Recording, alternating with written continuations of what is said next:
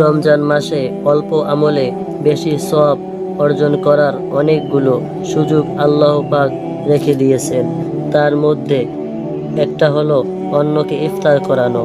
নবী করিম সাল্লাল্লাহু আলাইহি ওয়াসাল্লাম বলেন, যে ব্যক্তি কোনো রোজাদারকে ইফতার করায় এটা তার মাগফিরাত বা ক্ষমা পাওয়ার উসিলা হবে, এটা তার জাহান্নাম থেকে মুক্তি পাওয়ার উসিলা হবে। এই ইফতার করানো দ্বারা আল্লাহ পাক তাকে ওই রোজাদারের রোজার সমতুল্য সওয়াব দান করবেন।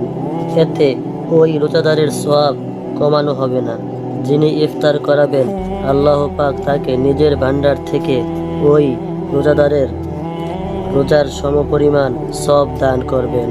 সাহাবায়ে কেরাম রাদিয়াল্লাহু তাআলা আরজ করলেন, ইয়া রাসূলুল্লাহ, ইফতার করানোর মতো সঙ্গতি আমাদের সকলের নেই।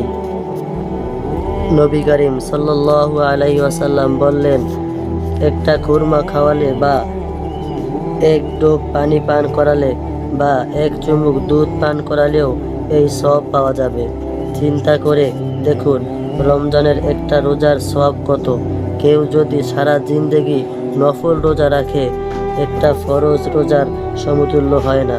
অথচ একজন রোজাদারকে ইফতার করালে আল্লাহ পাক এই পরিমাণ সওয়াব দিয়ে দেন। সুবহানাল্লাহ।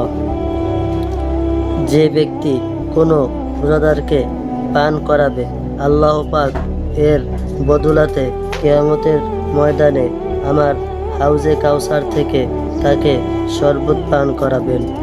এই হাউজে কাউসার থেকে শরবত পান করার পর জান্নাতে যাওয়ার আগ পর্যন্ত আর তার পিপাসা লাগবে না। তাই ইফতার করানো অনেক বড় সওয়াবের কাজ। ইফতার নিজের বাড়িতে, নিজের বাসায় ডেকে এনেও করানো যায়, অথবা রোজাদারের বাসায় ইফতার পাঠিয়ে দিয়েও করানো যায়। শুধু আমার বাড়িতে দাওয়াত দিয়ে এনেই ইফতার করাতে হবে তা জরুরি নয়, বরং অনেক সময় যাকে দাওয়াত দিব রোজার শেষ বেলায় আমার বাড়ি পর্যন্ত আসতে তার কষ্টও হতে পারে, এটাও খেয়াল রাখা দরকার। আল্লাহ পাক আমাদেরকে আমল করার তৌফিক দান করুন। আমিন।